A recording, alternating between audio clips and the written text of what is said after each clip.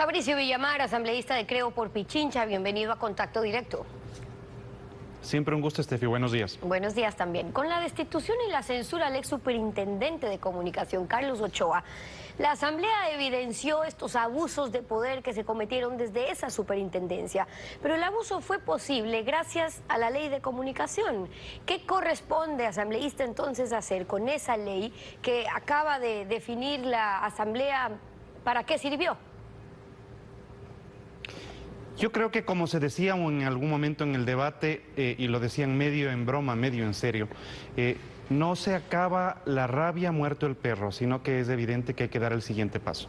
Y parecería necesario entonces plantearnos un debate muy profundo respecto de las reformas necesarias a la ley de comunicación. El mismo informe que posibilitó el juicio político a Carlos Ochoa plantea que la ley es perfectible. Y en ese sentido, si bien ha habido una defensa a ultranza de los miembros del correísmo radical, es necesario también señalarles a los ecuatorianos que hay un criterio mayoritario en función de ir hacia la reforma a la ley de comunicación, posiblemente ir hacia una ley de libertad de expresión. Usted fue quien presentó la moción, uno de los interpelantes en ese juicio político, consiguieron la censura, ok, es importante, pero analicemos algo de lo que dijo Carlos Ochoa en su defensa. A ustedes me dirijo, he sido convocado por cumplir la ley. Una ley que, valga la pena recordar, aprobó esta asamblea. Incluso algunos de los que la aprobaron aún ocupan su curul. Ese es mi delito, cumplir con la ley que ustedes aprobaron. Y dicho esto, sí, lo reconozco. Soy culpable, sí, soy culpable de haber sancionado con mano firme, pero con sentido de justicia, a quienes creyeron que un medio les da el derecho a denostar y a denigrar a todos aquellos que no comparten sus criterios. Esta censura anticipada por muchos de ustedes, aún antes de conocer mi criterio, en clara violación al debido proceso, constituye para mí una condecoración, porque es la prueba más evidente de que cumplí con la ley. Y es cierto que Ochoa cumplió con una ley que se denunció le iba a permitir, como ocurrió, sancionar, censurar, controlar hasta los contenidos que publicaban periodistas y medios de comunicación. Si el propio ex superintendente está diciendo que lo que hizo fue cumplir con la ley, lo de fondo aquí es eliminar urgentemente entonces esos puntos de la ley que le permitieron cometer esos abusos. ¿Cuáles son, asambleísta?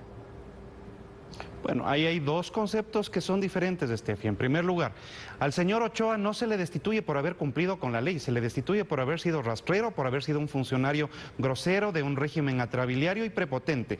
Y esta forma de comunicación que el señor Ochoa utilizó ante los miembros de la Asamblea es precisamente la que le permitió embestir a todo ciudadano libre y a todo comunicador que pensaba diferente al poder en los últimos 10 años. Y me parece que en ese sentido, si es que buscaba que la Asamblea le condecore mandándole a la casa, bueno, esa es la primera parte de lo que se ha hecho. La segunda parte es que es posible que tenga que enfrentar responsabilidades penales.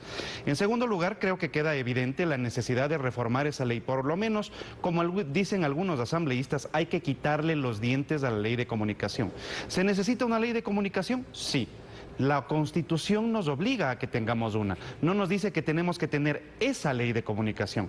Y en tal sentido, parte de las cosas que tenemos que trabajar es todo un gran acuerdo entre las fuerzas de oposición, entre el gobierno y evidentemente con los comunicadores y los ciudadanos. Claro, a ver, lo cierto es que esto va mucho más allá de un hombre o de Carlos Ochoa, sino lo de fondo, quien mañana puede venir vestido de otra cosa a querer implementar o cometer los mismos abusos que se han cometido. Entonces, ahora mismo hay varios planteamientos, que si derogar la ley, que si reformar, hay 1000 puntos, pero ¿no debería la Asamblea inmediatamente, para actuar de acuerdo a la decisión de censura que acaban de tomar, eliminar en la ley primero, por ejemplo, la superintendencia, las sanciones administrativas, no para que no haya sanciones, sino que sea la Administración de Justicia quien sancione y no un delegado del presidente de la República? Esos cambios, digamos que son los sustantivos que van de la mano con la decisión que acaba de tomar la Asamblea de que se cometieron abusos de poder gracias a que se empleó esa ley de comunicación. Sí, los últimos 10 días han sido de cambios dramáticos para la República del Ecuador. Esta es la asamblea que en un cambio de las mayorías ha logrado cesar en sus funciones a José Serrano. Esta es la asamblea que nos ha permitido destituir a Carlos Ochoa y esta es la asamblea que permitirá una reconformación de la misma asamblea en función de quitarles el poder absoluto que tenían los miembros del correísmo en los próximos días. Hay que ir a esa reforma legal, pero hay que ir a esa reforma legal sin dueños de la comunicación, sin apalancar los criterios de quién es el dueño del nuevo proyecto de ley. No se necesita una ley de Creo, una ley de los socialcristianos o una ley del gobierno. Se necesita una ley de comunicación para la comunicación y para la libertad de expresión de los ecuatorianos. Si es que somos capaces de entender con generosidad que eso es lo necesario para el Ecuador, yo creo que podemos avanzar en lo que usted plantea. Pero lo primordial es entender qué es lo que hay que cambiar, más allá de los acuerdos o no que puedan tener en la Asamblea. Por ejemplo, el Comité de Naciones Unidas ya se pronunció sobre los puntos que considera que son incompatibles con los tratados internacionales de derechos humanos y de hecho les pide que debería la Asamblea poner en legislación en conformidad con los tratados internacionales. Aquí hicieron al revés, pusieron en la ley de comunicación que era un servicio público, luego lo metieron en la Constitución para poder legalizar el abuso y de allí partió todo. Si la comunicación es un servicio público, se justifica entonces el que el Estado tenga que entrar a controlar. Entonces, ¿qué les corresponde a ustedes allí? Bueno, en primer lugar, determinar precisamente esto, los estándares internacionales. Es imposible que conviva una ley con un código deontológico, es imposible que la ley no considere los estándares internacionales o que el funcionario no respete el bloque de constitucionalidad. Aquí los ecuatorianos no solamente tienen los derechos que están consagrados en la Constitución y en la ley, sino que adicionalmente los que emanan de tratados libremente celebrados por el Ecuador. Y en eso el anterior gobierno y el funcionario destituido no respetaron los derechos de los ecuatorianos. ¿Qué es lo que hay que hacer entonces? Si es que la nueva ley tiene que tener algunos parámetros, los parámetros están dados por los convenios de derechos humanos firmados por el Ecuador. Ese es el mínimo que le podemos pedir a la Asamblea.